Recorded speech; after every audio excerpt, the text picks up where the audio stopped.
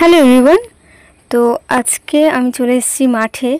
আর এই যে এই ক্ষেতটা দেখতে পাচ্ছেন, এইটা ছিল শশা ক্ষেত, যেটা শশা গাছ মরে গেছে আর মানে শেষ হয়ে গেছে। তারপর ওই ক্ষেতেই লাগানো হচ্ছে সিম, মানে একটা সাইড সিম লাগানো হবে আর একটা সাইডে লাউ লাগানো হবে।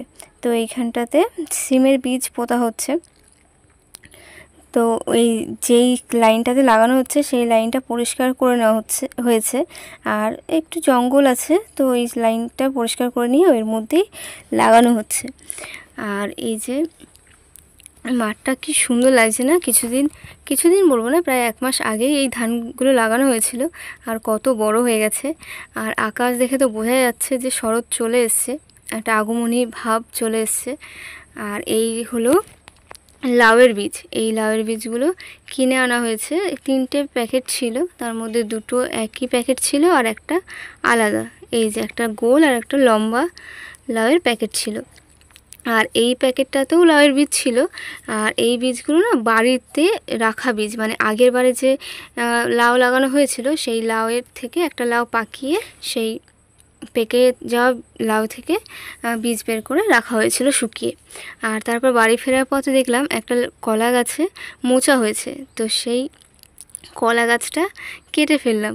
তো এই যে কলা গাছ কাটা হয়ে গেছে, মানে সবে মোচাটা বেরিয়েছে আর তখনই নজরে পড়েছে।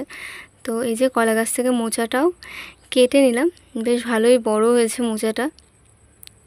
আর শুধু মোচাই না, কলা গাছ থেকে থোড়ও বার করব, মানে এই মোচা আর থোড়টা বাজারে পাঠানো হবে।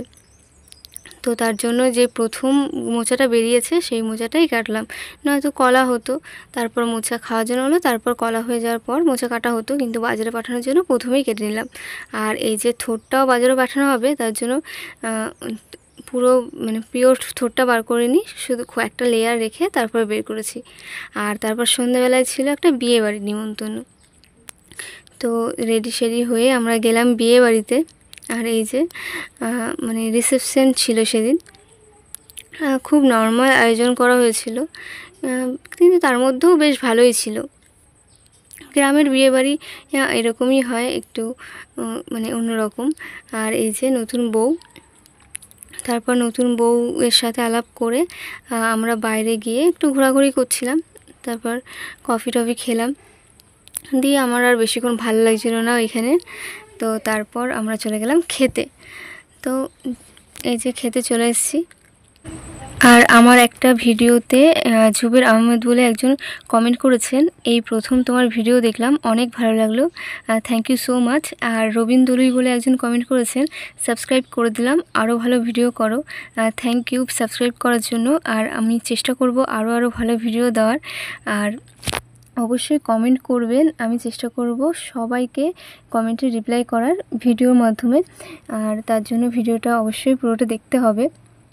আর আজকের ভিডিওটা কেমন লাগলো সেটা জানাবেন। তো আজকের মতন টাটা।